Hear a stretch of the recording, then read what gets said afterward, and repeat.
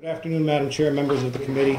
My name is Peter Demose, and I'm here speaking on my own behalf. I have to make clear, however, I am a public employee of the state. I am here, or was here, for other business upstairs, for a committee meeting that may or may not have gone off by now.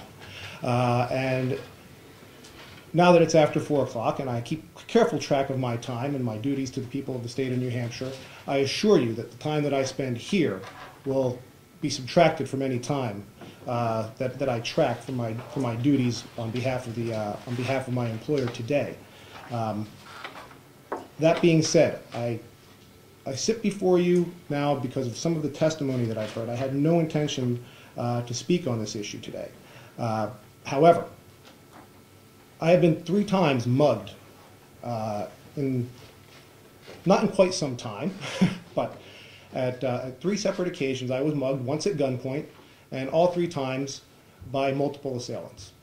It changed my perspective on this issue dramatically, and it's made me aware that no matter what the prohibitions are that may exist around me, at that particular moment in time, I have no ability to turn to the individual who has already broken the law and threatened my life to remind him of the fact that he is breaking the law in multiple ways, including most likely having the firearm, because I was in jurisdictions where carry was not permitted.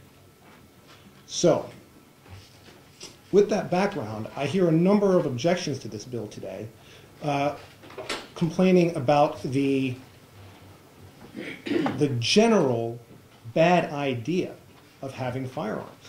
There is no objection that we heard today from the law enforcement individuals that testified that could limit those objections to campuses or other facilities. If it's a bad idea to have a firearm for protection because of the tactical issues that may arise for law enforcement on campus, it's a bad idea everywhere.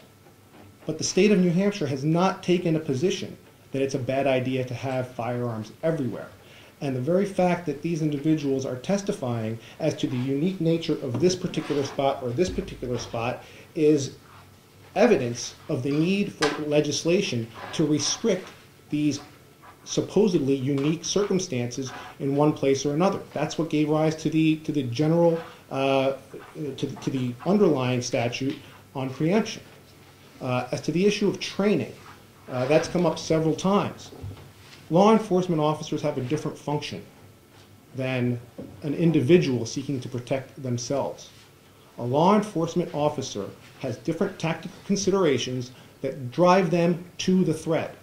They don't come from the context of the threat and try to extricate themselves, which is what an individual citizen must do. The law enforcement officer has to come from safety to the threat and has to have training to allow them to make determinations as to those shoot, no shoot scenarios, because they are not there in the mix of it. The citizen who is in a position to defend themselves has no, or not no, but has a more obvious ability to identify the threat. Believe me, I've been in it 3 times. I had no question as to where the threat was coming from.